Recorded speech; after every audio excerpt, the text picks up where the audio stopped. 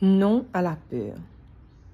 2 Timothée, chapitre 1er, verset 7 nous dit « Car ce n'est pas un esprit de peur que Dieu nous a donné, mais un esprit de force, d'amour et de pondération. » Qu'est-ce que Dieu entend par la peur? Dans une autre version, on a écrit « Car ce n'est pas un esprit de timidité que Dieu nous a donné, mais un esprit de force, d'amour et de sagesse. » Qu'est-ce que Dieu entend par la timidité? Qu'est-ce que l'auteur entend par la timidité? C'est dérivé du mot délia qui veut dire crainte, frayeur, lâcheté, poltronnerie. Et l'histoire qui me vient à l'esprit, c'est l'histoire de David. Lorsque David va partir voir ses frères pour les donner à manger, il va voir qu'il y avait les Philistins qui étaient là, qui avaient lancé un défi à Israël.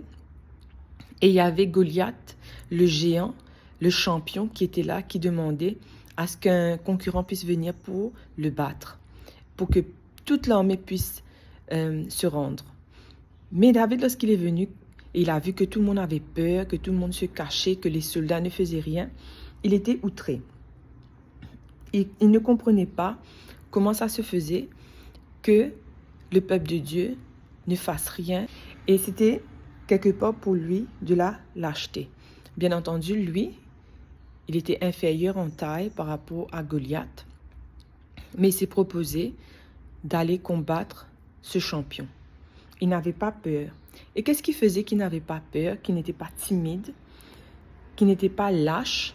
C'est parce que dans le passé, il a combattu le lion, l'ours, et qu'il avait remporté la victoire. Donc, il savait qu'avec l'aide de Dieu, il pouvait tout faire.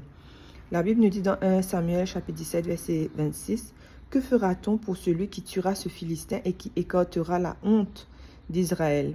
Qui est donc ce Philistin, cet incirconcis, pour insulter l'armée du Dieu vivant? » Pour David, ce qui était plus consternant pour lui, c'était le fait que ces Philistins-là étaient en train de maudire Dieu, étaient en train de se moquer de Dieu.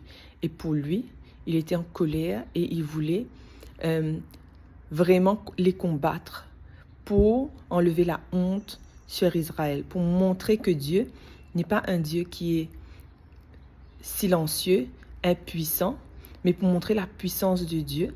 Et très souvent, Dieu montre sa puissance à travers l'homme, à travers nous. Et c'était son cas. Donc, il avait en lui ce désir de combattre pour amener la justice, pour amener la victoire.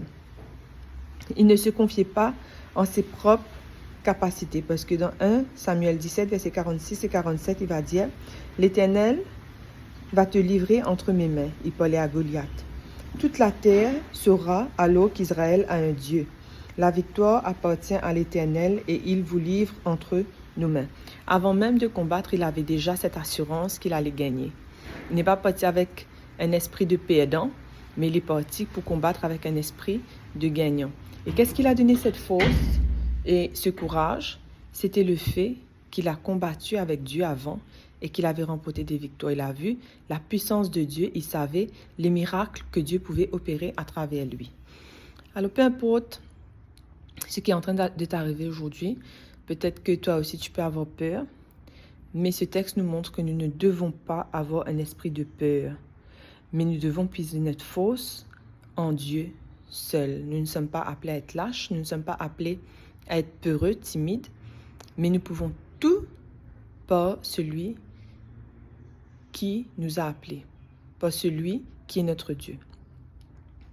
Père éternel, que nous n'ayons pas un esprit de timidité et de peur face au combat de la vie, mais que nous puissions avoir le courage en toi.